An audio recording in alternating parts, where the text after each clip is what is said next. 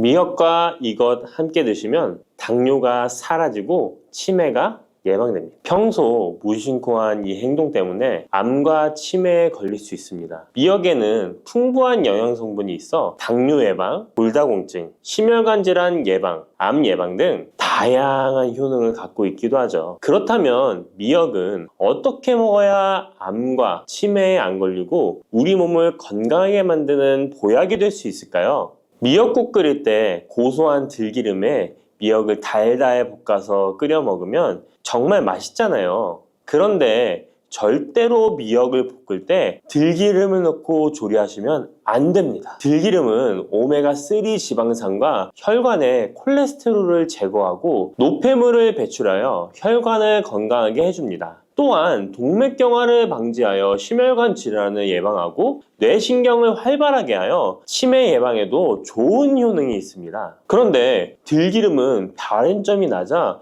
열을 가하게 되면 산패가 되어 좋은 성분은 없어지고 1급 발암물질인 벤조피렌이 생성됩니다. 벤조피렌은 암을 발생시킬 뿐만 아니라 뇌 분비계의 장애를 일으키고 뇌 건강에 악영향을 주는 정말 위험한 물질입니다. 건강에 좋은 줄 알고 넣은 들기름 때문에 오히려 건강을 해치는 독을 먹는 상황이 되는 거죠. 들기름은 미역국을 다 끓인 다음에 마지막에 한 스푼 넣어 드시면 들기름의 효능과 고소한 맛을 온전히 누릴 수 있습니다. 미역과 함께 드시면 절대 안 되는 두 번째 음식은 바로 대파입니다. 다른 국이나 찌개를 끓일 때는 파를 꼭 넣는데 유독 미역국을 끓일 때는 왜 파를 넣지 않는 걸까요? 그 이유는 미역과 대파 둘 다 알긴산이라는 성분이 있는데 이 알긴산은 미끌거리는 식감이 있습니다. 함께 드시게 되면 식감이 나빠지는 이유도 있지만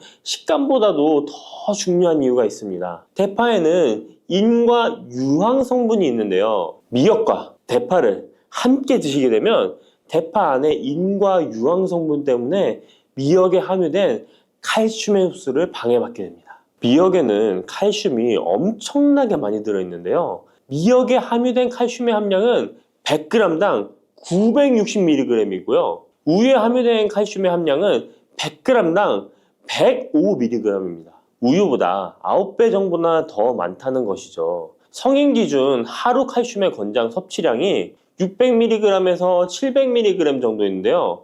미역국을 한 그릇만 드셔도 충분히 섭취하실 수 있는 양입니다. 우유를 소화 못 시키는 분들이 칼슘을 섭취하기 위해서는 미역이 정말 좋은 식품이 되는 거죠. 이렇게 많은 칼슘은 우리 몸의 뼈를 튼튼하게 해주고 골다공증 예방에 도움을 주는데요. 이 골다공증 예방은 50대 이후의 여성분들에게는 정말 중요한 효능입니다. 골다공증으로 인해 골반뼈가 골절이 될 경우에 65세 이상은 30%가 1년 내에 사망하고 80세 이상은 50%가 2개월 내에 사망을 할 수 있다는 통계가 있습니다. 나이가 들어갈수록 미역을 충분히 섭취하시는 것을 추천드립니다. 이런 칼슘 보충제에 정말 중요한 미역을 대파와 함께 드신다면 칼슘 흡수가 제대로 되지 않는 것이죠. 미역에 미끌미끌한 성분이 알긴산이라고 했잖아요. 이 알긴산도 우리 몸에 정말 중요한 역할을 해줍니다. 바로 알긴산은 다른 물질을 흡착하는 성질이 있어 혈관 내에 나쁜 콜레스테롤을 흡착하여 배출을 도와줍니다. 이렇게 되면 동맥경화를 예방할 수 있고 혈액순환을 원활하게 하며 심혈관 질환을 예방하는 데 도움을 줄 수 있습니다. 미역이 피를 맑게 한다고 하잖아요. 바로 이 알긴산의 효능 때문에 혈관이 깨끗해지기 때문입니다. 또한 알긴산은 장 운동을 촉진하고 배변 활동을 원활하게 하여 변비 예방에 도움을 줍니다. 이는 미역의 풍부한 식이섬유와 함께 장 건강에 도움을 주는 거죠. 미역에 함유된 풍부한 식이섬유는 당뇨 예방에 탁월한 효능을 발휘하는데요. 국립보건원에서 장년층 7,400명을 대상으로 추적 조사를 해봤는데 해조류를 전혀 먹지 않는 사람과 매일 미역국 반 그릇 이상의 해조류를 섭취한 사람의 당뇨병 발생 위험도를 조사했는데 하루에 미역국 반 그릇 이상 먹는 사람이 해조류를 전혀 먹지 않는 사람에 비해 당뇨병 발생 위험도가 20%가 낮았습니다. 미역의 풍부한 식이섬유는 급격히 오르는 혈당을 막아주는데요. 식이섬유가 소화의 속도를 늦춰주고 인슐린의 분비를 조절해주기 때문입니다. 식이섬유는 포만감을 높여주고 칼로리가 낮아 식사량을 조절하는 데 도움을 주고 체내에 노폐물과 독소를 배출하여 체중을 감량하는 데도 도움을 주어 다이어트 식품으로도 많이 활용되고 있습니다. 미역국은 또 아이를 출산한 산모들이 반드시 먹는 음식인데요. 미역의 풍부한 요오드는 출산 후 늘어난 자궁을 수축시켜주는 데 도움을 주며 모유가 잘 나오도록 도와줍니다.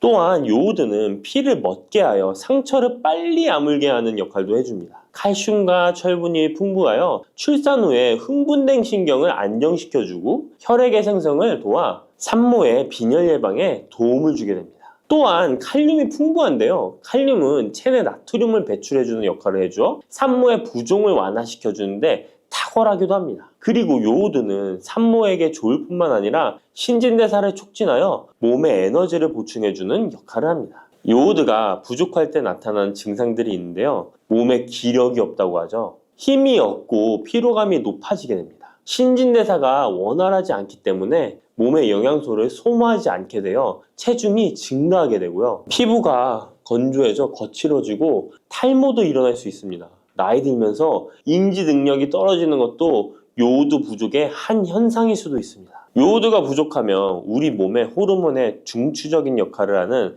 갑상선에 문제가 생기는데요. 바로 갑상선 저하증이 생길 수 있습니다. 이러한 문제들을 미역을 섭취함으로 예방할 수 있는 건데요. 요오드의 하루 권장 섭취량은 2.4mg입니다. 미역국 한 그릇에는 요오드가 약 1.1mg 정도 함유되어 있으니 미역국은 하루에 한두 그릇만 드시길 바랍니다. 요오드는 과하게 섭취하게 돼도 문제가 생기는데요. 요오드의 섭취량이 많아지면 갑상선염이나 다른 갑상선 질환도 유발할 수 있습니다. 특별히 갑상선이 약하신 분들은 미역을 섭취하는데 주의하셔야겠습니다. 갑상선은 우리 몸에서 가장 중요한 내분비 기관 중 하나인데요. 갑상선은 목 부분, 기관지 아래에 위치한 나비 모양의 내분비 기관인데요. 중요한 여러 기능을 하지만 그 중에서도 대사율을 조절하는 역할이 있습니다. 갑상선에 T3, T4 호르몬을 분비하여 우리 몸의 에너지 소비와 체온 조절을 하는데 중요한 역할을 하게 됩니다. 갑상선 호르몬은 신경 시스템의 정상적인 기능을 유지하는데 꼭 필요한데요. 호르몬이 제대로 분비되지 않아 수치가 너무 높거나 낮게 되면 우울, 불안 증세, 기억력 감퇴 등의 문제도 발생할 수가 있습니다.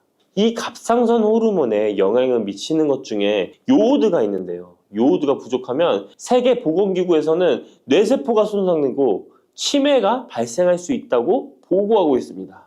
갑상선 저하증이나 항진증이 있는 분들이 요오드가 많은 미역을 많이 드시면 오히려 건강을 더 해칠 수가 있습니다. 건강하신 분들은 미역을 많이 드셔도 호르몬 조절이 잘 되어 문제가 없지만 갑상선에 문제가 있어서 호르몬 조절이 잘 안 되는 분들은 이 요오드의 수치가 높아지게 되면 체내에 활성산소가 증가하게 되어 염증을 일으키고 갑상선염을 유발하고 극히 드물지만 심해지면 갑상선 암으로도 발전시킬 가능성도 있습니다. 따라서 갑상선에 문제가 있는 분들은 미역을 드실 때 주의하셔야 합니다. 날이 갈수록 암의 발병률이 높아지고 있어서 암에 대한 관심도가 높아지는 것이 사실이죠. 이처럼 미역에는 강력한 항암 효과가 있어 건강식품으로도 아주 좋은데요. 미역에는 요오드, 식이섬유, 칼슘, 비타민 등 많은 영양소가 있다고 했잖아요. 그런 것보다 훨씬 중요한 것이 있습니다. 바로 후코이단이라는 성분인데요.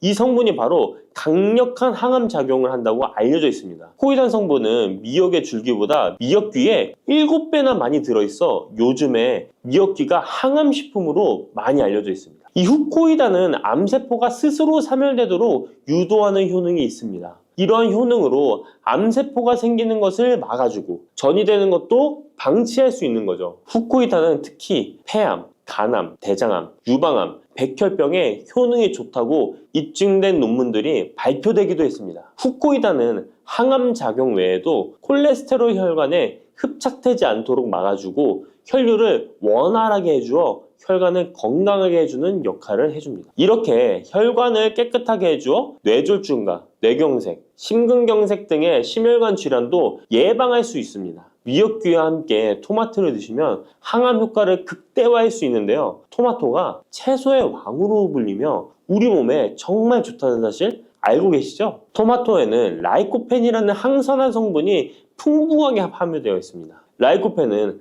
강력한 항산화 작용으로 몸 안의 활성산소를 제거하여 혈관을 건강하게 하고 염증을 제거하여 노화를 예방할 뿐만 아니라 미역의 후코유당과 만나 암세포를 제거하는 강력한 항암작용을 하게 됩니다. 미역과 함께 드시면 효과가 극대화되는 음식으로는 두부가 있습니다. 콩으로 만든 두부는 식물성 단백질이 풍부해서 건강식품으로 우리 식탁에 정말 많이 올라오죠. 두부에는 단백질뿐만 아니라 사포닌 성분도 풍부하게 함유되어 있습니다. 사포닌은 인삼, 홍삼, 더덕 등에도 풍부하게 함유되어 있는 성분인데요. 이 사포닌은 면역력을 강화하고 체내의 활성산소를 제거하여 노화를 방지하고 항암작용도 하여 암을 예방하기도 합니다. 정말 기적과 같은 성분입니다. 그런데 이 사포닌의 단점이 체내에 요오드를 배출하여 요오드 결핍이 있는 분들은 주의하셔야 하는데, 미역과 함께 드신다면 미역에 함유된 풍부한 요오드와 사포닌의 만남으로 미역의 섭취로 과다할 수 있는 요오드의 양을 두부의 사포닌이 배출시켜주어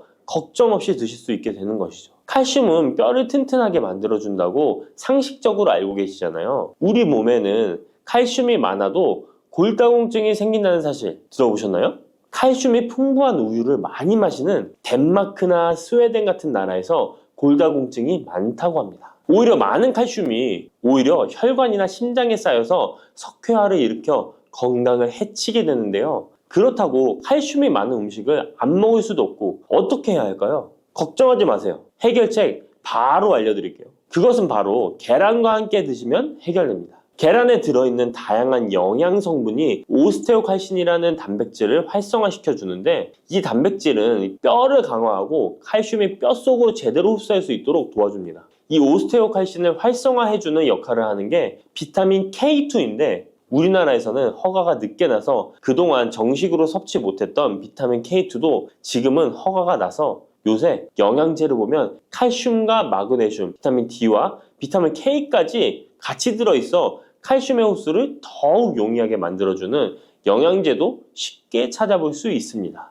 그런데 이렇게 칼슘을 아무리 많이 섭취해도 흡수가 안 돼 그대로 혈관에 남게 되면 쌓이고 쌓여서 석회화를 유발시킬 수 있겠죠? 이처럼 미역과 계란을 함께 섭취하면 칼슘의 흡수를 도울 뿐 아니라 우리 몸의 pH 균형을 잡아주는 데도 중요한 역할을 해줍니다. 미역은 알칼리성 식품이고 계란은 산성 식품으로 같이 섭취하면 약알칼리성 상태로 유지시켜줍니다. 게다가 소화에도 좋고 미역은 단백질과 잘 어울리니 계란과 함께 먹으면 소화도 잘 되고 우리 몸의 흡수도 잘 된답니다.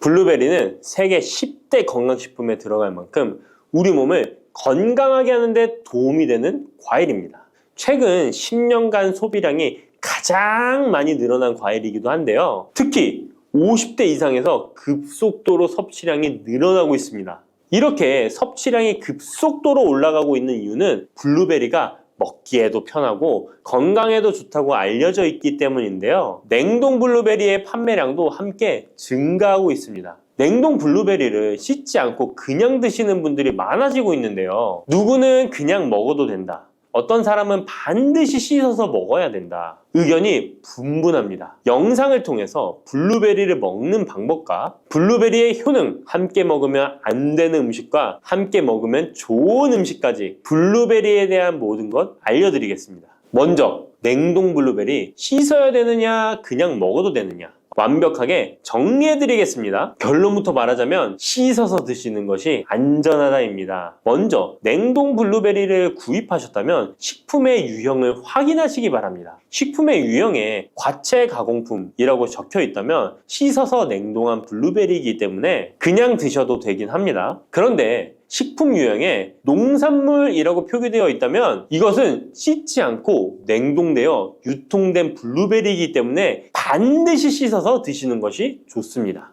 그런데 간혹 식품에 유형이 표기되어 있지 않은 제품들도 있는데요. 이런 제품도 씻어서 드시는 게 좋겠죠? 2022년 한국소비자연맹에서 현재 시중에서 판매되고 있는 냉동과일, 블루베리, 망고, 딸기 등의 제품을 선정하여 안정성 평가를 했는데요. 과체 가공품 같은 세척과일 제품에서 미생물, 잔류농약, 곰팡이, 독소 등의 검사에서 규격 기준에는 적합하긴 했지만 미생물과 잔류농약이 검출된 제품들도 있었습니다. 이 자료를 바탕으로 한다면 냉동 블루베리 제품도 이미 씻어서 유통이 되고 있다고 할지라도 한번 씻어서 드시는 것이 좋겠습니다. 블루베리를 씻는 방법은 흐르는 물에 30초 정도만 씻어주면 되는데요. 깨끗이 씻는다고 블루베리를 물에 오래 담가두거나 흐르는 물에서도 오래 씻으면 안 됩니다. 블루베리에 함유된 안토시아닌 성분은 수용성이기 때문에 영양소가 다 빠져나가 버릴 수 있습니다. 잔류 농약 또한 수용성이기 때문에 흐르는 물에 30초 정도만 씻어도 충분하니까 걱정하지 말고 드셔도 됩니다. 블루베리는 특별히 생과일보다 냉동 블루베리가 안토시아닌의 함량이 높아집니다. 시드니의 뉴사우스 웨일즈 대학의 연구진이 블루베리를 건조, 냉장, 냉동했을 때 핵심 영양소가 어떻게 변화되는지 실험을 했는데요. 안토시아닌의 함량이 블루베리 1g당 생과일일 때 7.2g이었는데 냉장 보관하여 2주가 지났을 때 5.7mg으로 줄었고 건조했을 때는 4.3mg으로 더욱 줄었습니다. 그런데 냉동 한 달 후에는 8.1mg으로 생과일 때보다 늘어났고 냉동 3달이 지나자 7.9mg으로 소폭 줄었지만 역시 생과일 때보다는 많은 함량이 확인되었습니다. 실험 결과만으로만 보면 블루베리는 냉동으로 드시는 것이 가장 많은 영양 성분을 섭취할 수 있다는 말이 되겠네요. 추가로 눈 건강이나 심혈관 질환, 당뇨 등에 도움이 많이 되는 이 안토시아닌 함량이 개런티된 영양제도 많이 나와 있으니 꼭 블루베리, 빌베리와 같은 영양제를 드시려면 건강기능식품으로 제조된 안토시아닌 함량이 최소 50mg 들어있는 제품을 드시면 좋겠죠? 그렇다면 다른 채소나 과일은 냉동했을 때 핵심 영양소의 함량이 어떻게 될까요? 영양소에 따라 보존력이 강한 것도 있고 약한 것도 있는데요. 딸기의 한 종류인 라즈베리는 폴리페놀이 핵심 영양소인데요. 생과일 때보다 냉동일 때 킬로그램당 폴리페놀의 함량이 100mg 정도 상승하는 것으로 나타났습니다. 당근의 경우에는 핵심 영양소가 베타카로틴인데요. 냉동 보관했을 때 3개월이 지나면 베타카로틴의 함량이 현저히 감소하는 것으로 확인되었습니다. 이렇듯 냉동 채소, 냉동 과일은 핵심 영양 성분에 따라 함량이 높아질 수도 있고 낮아질 수도 있습니다. 냉동 블루베리를 구입하셔서 보관할 때는 주의할 사항이 있습니다. 판매되는 냉동 블루베리는 대량으로 포장되어 있는데요. 한 번에 드실 수 없는 양이죠. 냉동 블루베리는 해동해서 드시게 되면 녹으면서 안토시아닌까지 함께 녹아 나오기 때문에 냉동실에서 꺼내 바로 드시는 것이 좋습니다. 혹시나 해동이 되었다면 다시 냉동하시면 안 됩니다. 해동이 되면서 미생물이 증식을 하게 되며 그 상태로 냉동을 하면 미생물까지 함께 냉동이 되고 그것을 드시게 되면 복통, 설사를 유발할 수 있습니다. 자, 이제 블루베리의 효능에 대해 알아보겠습니다. 블루베리의 핵심 영양소인 안토시아닌은 폴리페놀의 일종으로 식물에 많이 함유된 청자색을 띠는 성분인데요.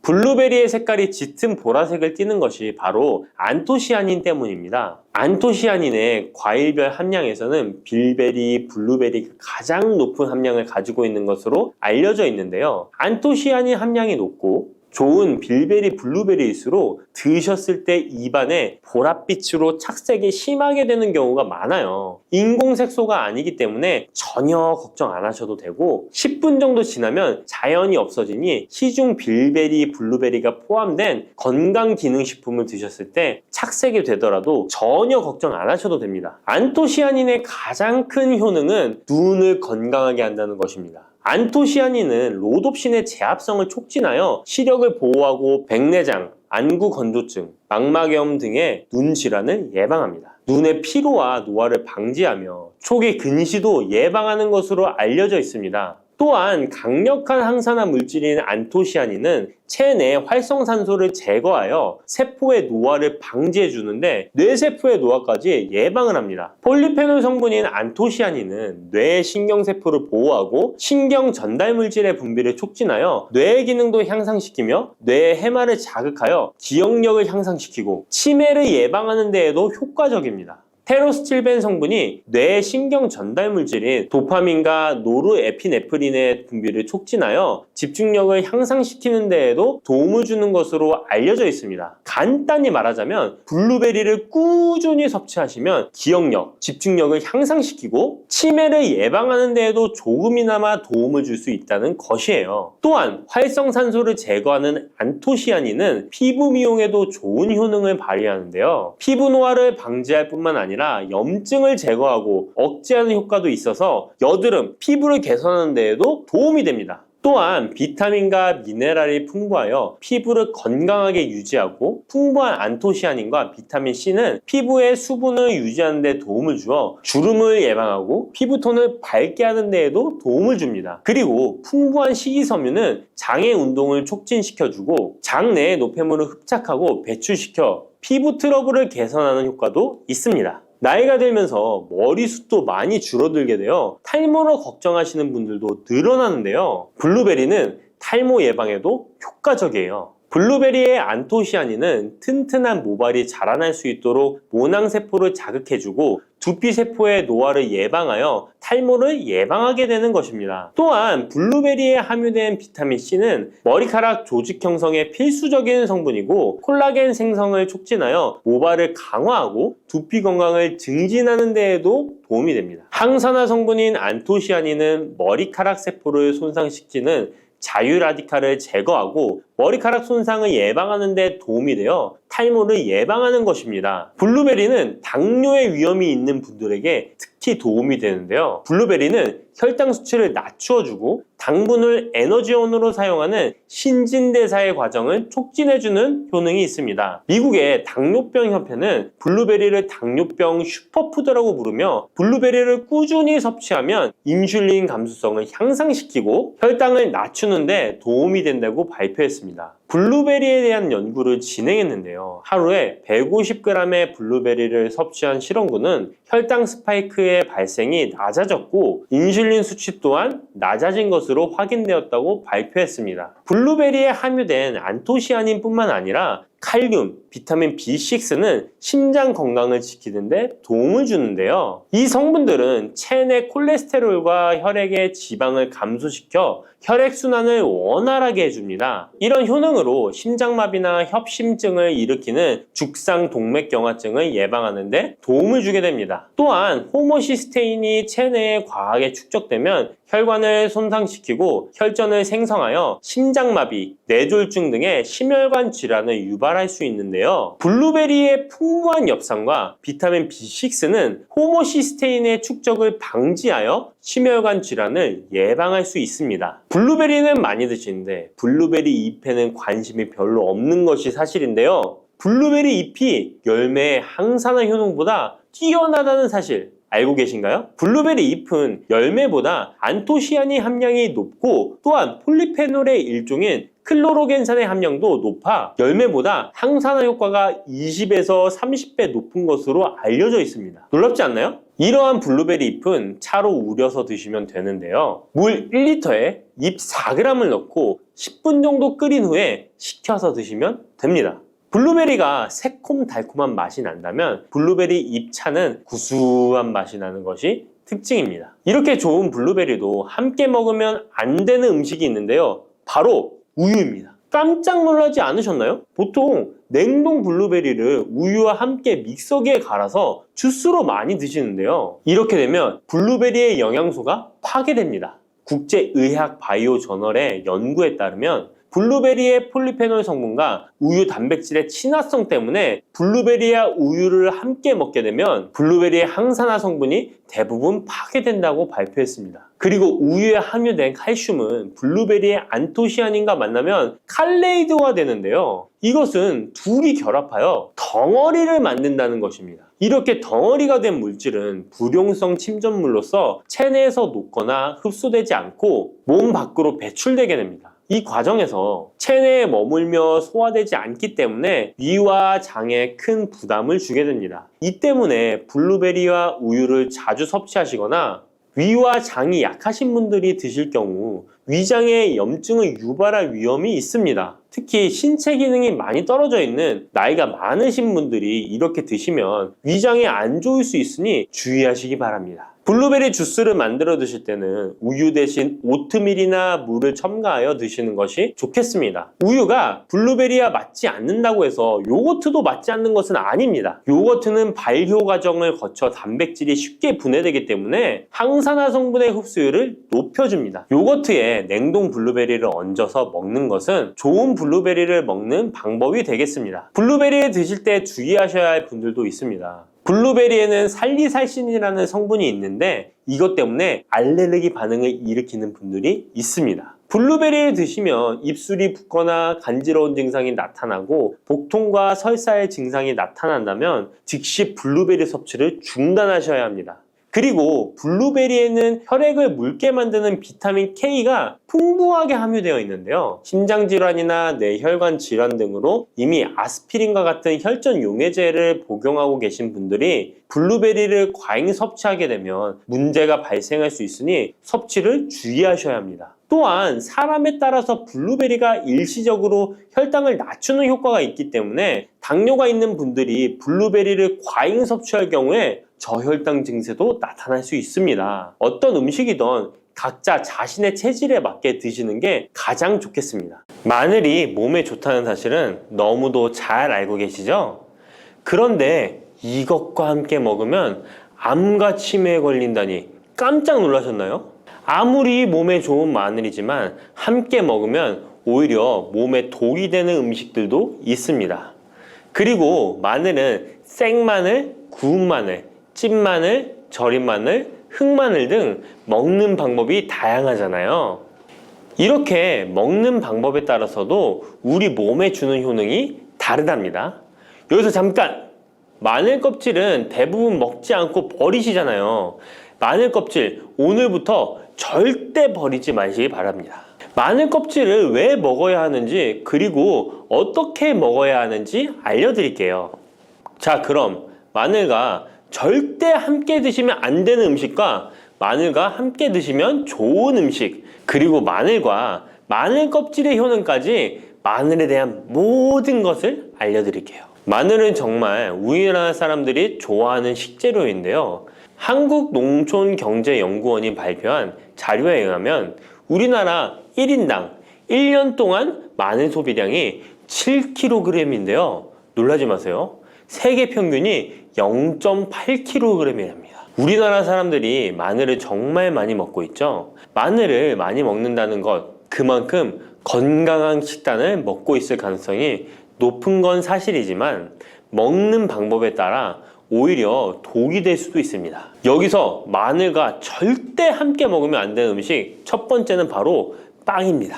마늘빵 아시죠? 마늘이 발라져 있어 달콤 쌉싸름한 마늘 맛도 나고 향긋한 향도 좋아 즐겨 먹게 되는데요. 마늘이 있어서 몸에도 좋은 빵이라고 착각하고 즐겨 드실 수 있는데요.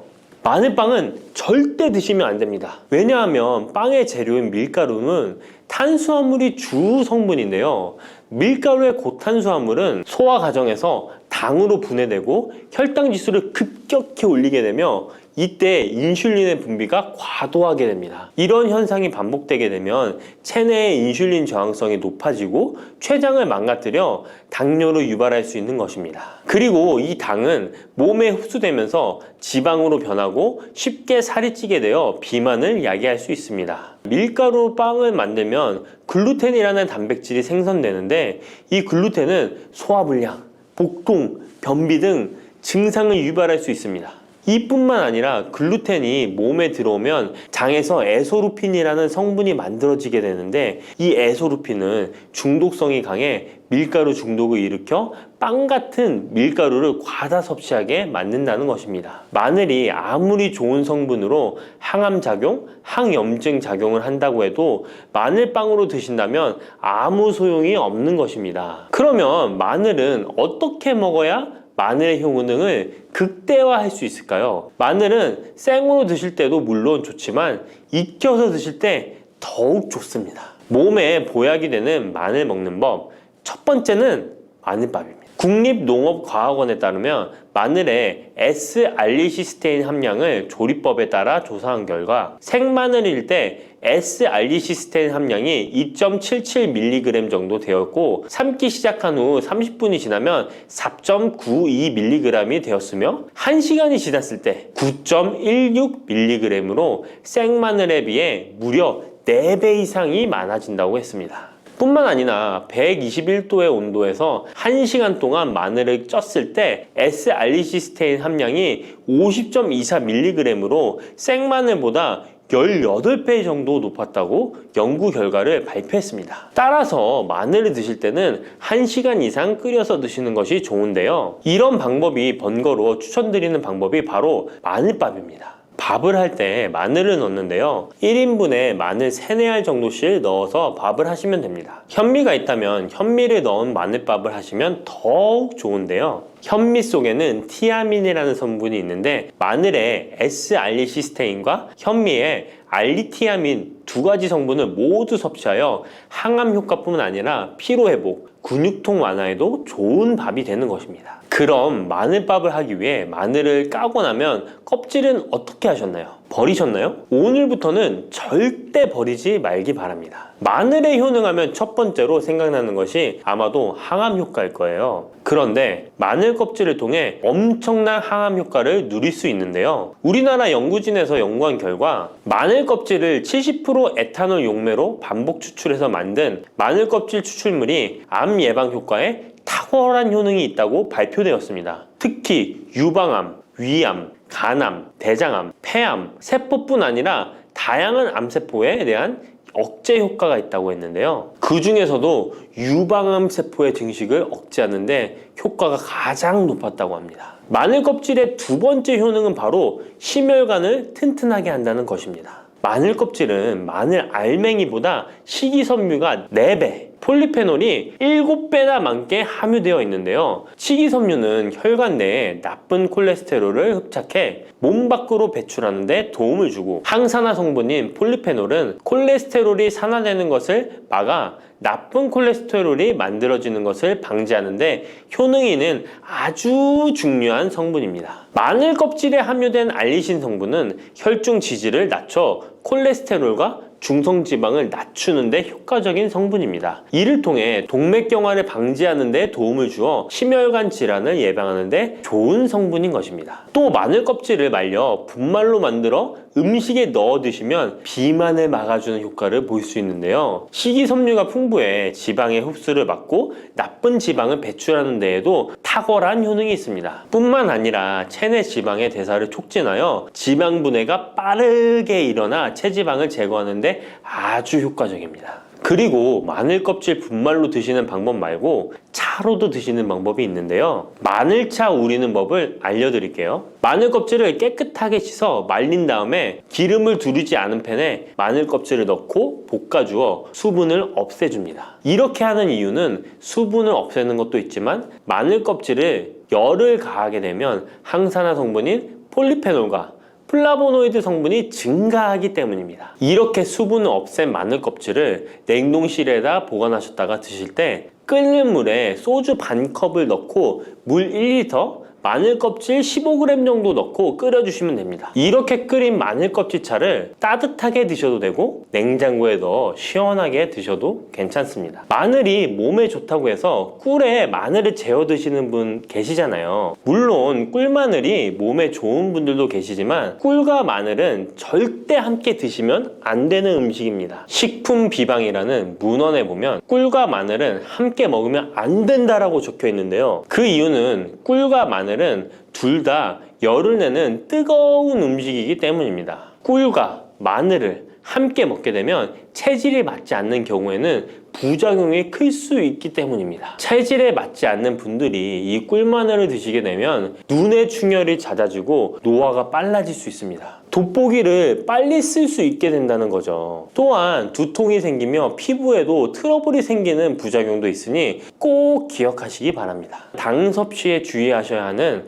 당뇨, 고지혈증을 갖고 계신 분들이나 암 환자분들은 절대로 꿀마늘을 드시면 안 됩니다. 그렇다면 마늘을 또 어떻게 드시는 것이 좋을까요? 바로 다양한 쌈채소와 함께 드시는 것을 추천드립니다. 마늘의 매운맛을 내는 알리신 성분이 혈관을 건강하게 하여 암을 예방하고 쌈채소를 통해 다양한 비타민과 무기질을 섭취하며 풍부한 항산화 물질도 섭취해 활성산소를 제거하고 혈관을 깨끗하게 해 노화를 방지하고 활력이 넘치는 건강한 몸이 될 수 있는 것이죠. 그런데 마늘을 반찬으로 만들어 드실 때 절대 드시면 안 되는 것이 있습니다. 그것은 바로 마늘장아찌입니다. 아니, 마늘장아찌가 왜? 라고 의문이 생기는 분들이 계시죠? 모든 마늘장아찌가 안 된다는 것이 아니라 설탕이 많이 들어간 마늘장아찌는 만들어 드시면 안 됩니다. 시중에 판매되는 마늘장아찌에는 설탕이 많이 들어가 있을 가능성이 높으니 절대 드시지 않기를 바랍니다. 몸에 좋은 마늘도 설탕과 함께 먹으면 오히려 독이 되는데요. 설탕이 많이 함유된 마늘장아찌를 드시게 되면 혈당이 급격하게 오르고 인슐린 저항성이 높아지며 혈액 속에 중성지방이 많아져 혈액을 끈적하게 만들게 됩니다. 또한 설탕을 많이 섭취하게 되면 뇌에서 기억력을 담당하는 해마의 크기를 줄어들게 해 기억력을 감퇴시키고 나아가 치매를 일으킬 수도 있습니다. 집에서 마늘장아찌를 담가 드실 때는 설탕을 넣지 말고 건강한 식재료만을 사용하시는 것이, 마늘을 건강하게 드실 수 있는 또 다른 방법은 흑마늘을 추천드립니다. 마늘에 열을 가하면 마늘색이 점점 짙어져 결국 까맣게 변하는 흑마늘이 되는데요. 그 이유는 마늘 속에 있는 당류와 단백질인 아미노산이 반응하여 갈색을 띠는 멜라노이딘 색소가 만들어지기 때문입니다. 이 반응을 마이야르 반응이라고 하죠. 고기를 구우면 빨간색의 고기가 점점 희어지다 갈색으로 변하는 반응과 같은 원리인 것입니다. 이렇게 흑마늘을 만들게 되면 생마늘보다 S알리스테인 성분이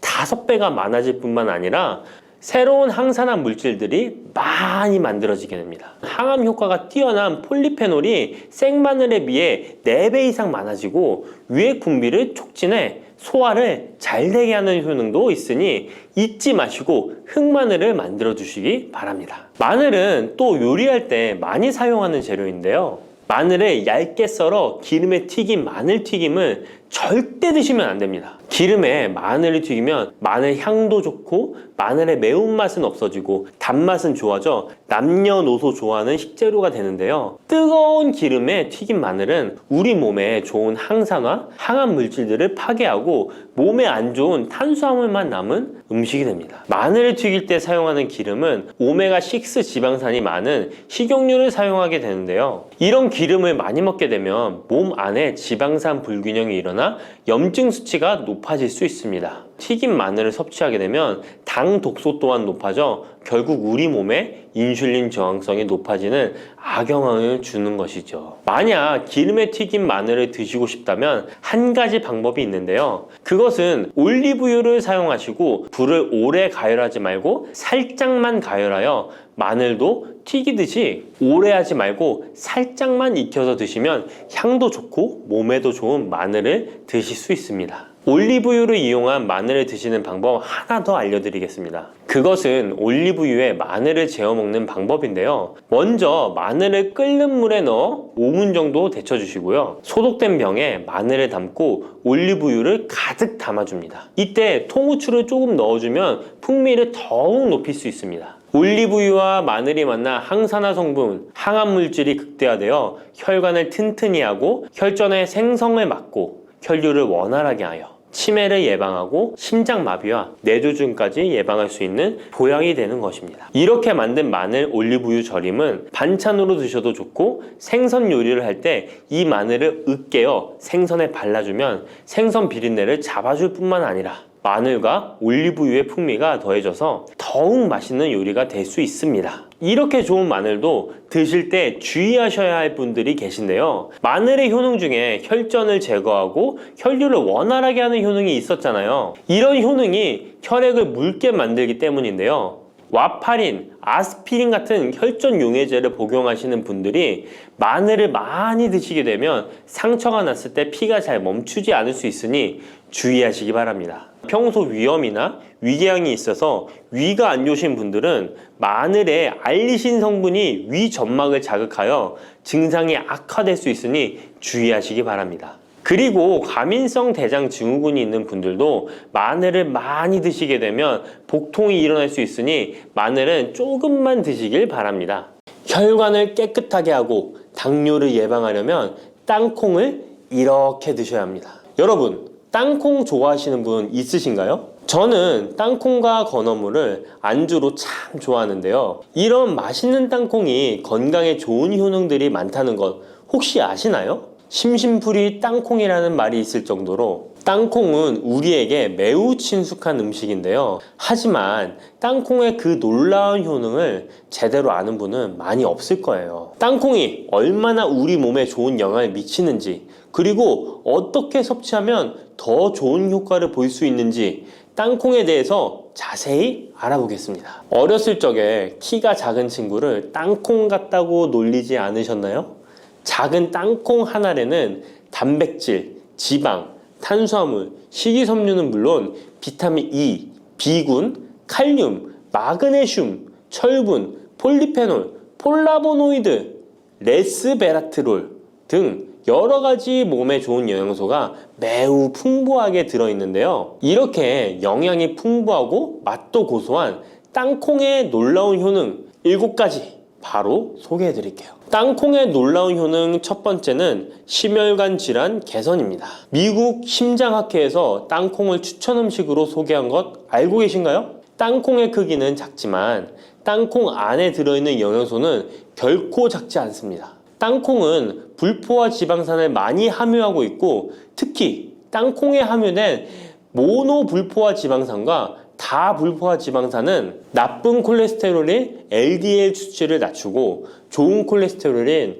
HDL을 높이는 데 도움이 됩니다. 또한 땅콩에 함유된 단일 불포화 지방산은 혈중 콜레스테롤 수치를 낮추는 데 도움을 주는데요. 혈중 콜레스테롤이 낮아져 심장 건강을 지키는데 매우 좋은 작용을 하는 것이죠. 또한 땅콩은 불포화 지방산이 풍부하고 비타민 E가 풍부하게 들어있어 심혈관 건강에 도움을 주고 혈관을 보호하며 혈액순환과 동맥경화증을 예방하고 심장 질환의 위험을 줄여줍니다. 또한 땅콩은 마그네슘, 칼륨, 식이섬유와 같은 심혈관 건강에 중요한 영양소를 함유하고 있어 혈압을 조절하고 혈관을 건강하게 유지하는 데 도움을 준다는 것 꼭 기억해 주세요. 땅콩의 놀라운 효능 두 번째는 뇌 건강에 도움을 주는 것입니다. 땅콩에는 레시틴과 비타민 E가 들어있는데요. 이 성분들은 뇌세포를 보호하고 뇌 건강을 유지하는 데 중요한 역할을 합니다. 특히 땅콩은 기억력과 집중력 향상에 도움이 될 수 있어 중년과 노년층에게 매우 유익한 음식이라는 것 아시나요? 땅콩이 함유된 비타민 E, 폴리페놀, 특히 레스베라트롤 등 강력한 항산화 성분은 뇌 건강에 도움을 줍니다. 이러한 항산화 성분은 뇌에서 발생할 수 있는 산화 스트레스를 줄여주며 이는 신경세포를 보호하고 뇌 기능을 향상시키는 기능도 해준답니다. 또한 땅콩은 불포화 지방산, 특히 오메가3 지방산을 포함하고 있어 뇌 기능을 개선하고 치매와 같은 뇌 질환을 예방할 수도 있는데요. 특히 불포화 지방산은 뇌세포의 구성 성분으로 중요한 역할을 하며 뇌신경 전도 속도를 높여 기억력과 합승 능력을 향상시킬 수 있습니다. 땅콩의 효능 정말 놀랍지 않나요? 아직 놀라기는 이른데요. 땅콩의 효능 세 번째는 체중 관리에 도움을 주는 것입니다. 땅콩은 단백질과 섬유질이 풍부해서 조금만 먹어도 포만감을 오래 유지시켜주는데요. 그래서 과식을 예방하고 체중을 관리하는 데 도움을 줄 수 있죠. 그냥 땅콩도 좋지만 땅콩을 갈아 만든 땅콩버터도 포만감을 오래 유지시켜줘서 과식을 방지하는 데 효과적입니다. 또한 단백질과 지방산이 풍부해서 에너지를 공급하고 건강한 체중 관리를 돕습니다. 하지만 모든 음식은 과유불급, 작지만 영양이 풍부한 땅콩은 고칼로리 식품이기 때문에 하루에 10알에서 20알 정도 적당량을 섭취하는 것이 중요하다는 것 꼭 기억해 주세요. 땅콩의 놀라운 효능 네 번째는 바로 당뇨 관리 효능입니다. 땅콩이 당뇨에 효능이 있다니 신기하죠? 땅콩에는 불포화 지방산이 많이 함유되어 있고 혈당 수치가 낮아서 혈당을 천천히 올리는 효과가 있는데요. 그래서 당뇨병 환자들에게도 좋은 간식으로 평가되고 있습니다. 또한 땅콩에 포함된 섬유질과 단백질이 혈당을 안정적으로 유지하는 데 도움을 주는데요. 땅콩에 포함된 식이섬유 또한 혈당의 흡수를 늦추고 혈당 수치를 안정적으로 유지하는 데 도움을 준다는 것입니다. 뿐만 아니라 땅콩의 마그네슘과 비타민 B9는 인슐린 감수성을 향상시키는 데 도움을 주고 이로 인해 땅콩은 당뇨병 예방 및 혈당 관리에 탁월한 식품으로 평가되고 있죠. 땅콩의 효능 정말 놀랍지 않나요? 아직 안 끝났습니다. 땅콩의 효능 다섯 번째는 피부 건강에 도움을 주는 것입니다. 땅콩에 들어있는 비타민 E와 항산화 물질이 피부를 건강하게 유지하는 데 좋은 영향을 주는데요. 땅콩에 들어있는 비타민 E는 강력한 항산화제로 피부 세포를 자유 라디칼로부터 보호하고 피부 노화를 지연시키는 데 좋은 영향을 줍니다. 이 성분은 피부의 탄력을 유지하고 주름을 예방하는 데 효과적이며 피부 노화를 방지하고 염증을 줄이며 피부를 매끄럽고 촉촉하게 만들어줍니다. 그래서 땅콩은 아름다운 피부를 위한 좋은 식품이죠. 그리고 땅콩에 포함된 불포화 지방산, 특히 올레산과 리놀렌산은 피부의 수분 유지를 도와 피부가 건조해지지 않도록 하며 염증을 줄여 피부 트러블을 완화하는 데 도움을 줄 수 있습니다. 뿐만 아니라 땅콩에는 아연이 포함되어 있어 피부 회복에 중요한 역할을 합니다. 땅콩에 함유되어 있는 아연은 상처 치유를 돕고 여드름과 같은 피부 문제를 개선하는 데 놀라운 효능도 있습니다. 땅콩의 효능 여섯 번째는 소화 건강에 도움을 주는 것입니다. 땅콩에는 식이섬유가 풍부해 소화 시스템에 좋은 영향을 주는데요. 식이섬유는 장의 움직임을 촉진시켜 변비를 예방하고 장내 유익한 미생물의 활동을 도와줘서 장 건강에 매우 좋은 환경을 만들어줍니다. 또한 땅콩에 포함된 불용성 섬유는 특히 장을 자극해 배변을 원활하게 하고 장의 건강을 유지하는 데 중요한 역할을 하는데요. 이 섬유는 장에서 물을 흡수하여 변을 부드럽게 만들어줍니다. 땅콩의 놀라운 효능 일곱 번째는 좋은 단백질과 건강한 지방 섭취에 좋은 공급원입니다. 땅콩은 고기나 다른 동물성 단백질에 비해 지방이 적고 채식주의자나 비건이 단백질을 섭취할 때 아주 유용한 대체 식품이 될 수 있는데요. 100g의 땅콩은 약 25에서 30g의 단백질을 함유하고 있다는 것 아시나요? 우리가 흔히 좋은 단백질 공급 식품이라고 생각하는 닭가슴살의 단백질 함량이 100g당 30에서 35g이라는 걸 생각해보면 단백질 함량은 닭가슴살에 비해 살짝 낮지만 대신 건강한 불포화 지방산과 다른 다양한 영양소도 다량 함유되어 있어 단백질을 섭취하기에 충분히 좋은 식품이랍니다. 이렇게 건강에 놀라운 효능이 있는 땅콩, 아무렇게나 드시면 땅콩의 효능을 100% 섭취할 수 없다는 것 아시나요? 보통 땅콩을 어떻게 조리해서 드시나요? 구워서? 볶아서? 삶아서? 모두들 좋아하는 방법이 다르실 텐데요. 생땅콩을 먹는 것이 가장 좋다라고 들으신 분들도 있으실 거예요. 과연 땅콩을 가공하지 않고 생으로 먹는 것이 가장 좋은 방법일까요? 정답은 아니오입니다. 생땅콩에는 독성이 있을 수 있는 물질인 아플라톡신이 포함되어 있을 수 있기 때문에 이를 피하기 위해서는 반드시 충분히 익혀 먹어야 하는데요. 볶거나 구운 땅콩은 아플라톡신을 제거할 수 있어 안전하게 섭취할 수 있지만 그보다는 땅콩을 삶아서 먹는 것이 더 건강에 좋다는 것 알려드릴게요. 땅콩을 삶았을 때 더욱 건강에 좋은 이유 몇 가지가 있는데요. 바로 알려드릴게요. 첫 번째, 삶은 땅콩은 볶은 땅콩에 비해 항산화 성분이 더 많습니다. 볶을 때 일부 항산화 성분이 파괴될 수 있고, 또한 땅콩의 껍질에는 폴리페놀과 레스베라트롤이 풍부하게 함유되어 있기 때문에 땅콩을 볶은 뒤 버리는 껍질은 이런 몸에 유익한 성분들을 섭취할 수 없기 때문입니다. 두 번째, 삶은 땅콩은 과일산이 더 적고 식이섬유도 풍부한데 이로 인해 소화가 더 용이합니다. 세 번째,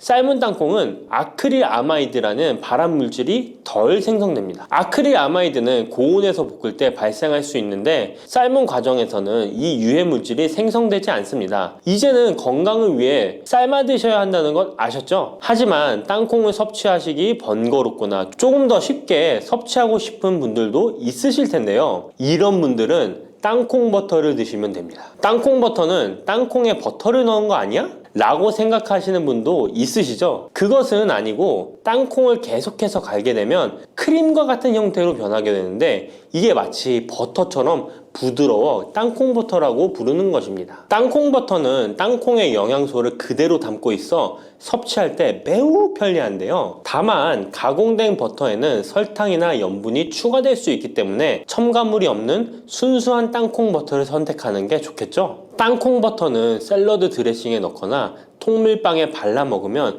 더욱 맛있고 건강하게 섭취할 수 있습니다. 맛도 좋고 건강에도 좋은 땅콩, 이렇게 좋은 땅콩도 섭취하실 때 몇 가지 주의할 점이 있다는 것 알고 계신가요? 땅콩을 섭취할 때 주의할 점들 알려드릴게요. 땅콩 섭취 시 유의할 점 첫 번째는 알레르기입니다. 땅콩 알레르기 있는 분은 절대 땅콩을 드시면 안 되는데요. 땅콩은 알레르기를 일으킬 수 있는 대표적인 식품이기 때문에 본인이 알레르기가 있는 걸 인지하시는 분이라면 절대 피하셔야 합니다. 땅콩 알레르기는 가벼우면 목, 혀의 가려움이나 발진 등이 일어날 수 있는데요. 만약 알레르기 증상의 정도가 심하다면 호흡곤란, 혈압저하, 아나필락시스 등 매우 심각한 반응을 일으킬 수 있으므로 알레르기 반응이 있다면 즉시 땅콩 섭취를 중단하시고 의사와 상담받는 것이 필요합니다. 또한 땅콩이 들어간 음식이 아니어도 전에 같은 조리기구를 사용해서 만든 요리도 땅콩의 성분이 남아있을 수 있어 알레르기가 있는 사람에게는 위험할 수가 있는데요. 알레르기가 있는 분은 꼭 땅콩이 들어갈 수 없는 환경에서 조리가 된 건지 확인하는 게 중요합니다. 땅콩을 섭취할 때 유의사항 두 번째는 과다 섭취입니다. 고소한 땅콩은 손으로 집어먹기도 쉬워서 한 번 먹기 시작하면 하나, 둘 계속 입으로 들어가게 되는데요. 하지만 이렇게 계속 먹다간 아무도 모르는 사이에 체중이 증가할 수 있습니다. 땅콩은 고칼로리 식품이기 때문인데요. 하루 권장 섭취량은 약 10알에서 20알 정도 넘기지 않도록 주의하시고 적당량을 섭취하는 것이 중요합니다. 세 번째, 땅콩 섭취 시 주의할 점은 염분과 설탕이 추가된 가공식품을 피하는 것입니다. 땅콩이 몸에 좋다고 해서 시중에 판매되는 땅콩 버터나 땅콩 과자까지 좋은 것은 아닌데요. 땅콩의 겉면 위에 염분이나 설탕이 많이 포함된 제품들이 있습니다. 이러한 제품을 자주 섭취하면 혈압 상승이나 당뇨 유발 등의 문제가 발생할 수 있으므로 첨가물이 적은 제품을 선택하는 것이 좋습니다. 또한 땅콩 버터를 섭취할 때도 뒤에 성분표를 꼭 확인하셔야 하는데요. 맛으로 먹는 거라면 상관없지만 건강을 위해서 땅콩 버터를 섭취하시는 것이라면 100% 땅콩으로만 만들어진 제품인지 살펴보시고 구매해야 합니다. 땅콩 섭취 시 유의할 점 네 번째는 보관이 잘 된 땅콩을 섭취해야 하는 것입니다. 땅콩이 건조된 식품이라고 생각해서 실온에 대충 보관해 놓진 않으셨나요? 땅콩은 고지방 식품으로 지방산이 많이 포함되어 있기 때문에 산패가 될 수 있는데요. 산패된 지방산은 인체에 유해한 물질인 과산화지질을 생성할 수 있으며 이는 세포와 조직에 손상을 일으킬 수 있습니다. 땅콩이 보관 상태가 부적절해지면 곰팡이가 자주 발생하는데 이 곰팡이는 아플라톡신이라는 독소를 생성할 수 있습니다. 아플라톡신은 강력한 발암 물질로 알려져 있으며 장기적으로 섭취할 경우 간에 손상을 주거나 간암을 일으킬 수 있는 위험한 물질이죠. 따라서 땅콩을 보관할 때는 통풍이 잘 되고 건조한 장소에 보관해야 하며 곰팡이가 발생한 땅콩은 절대 섭취해서는 안 됩니다.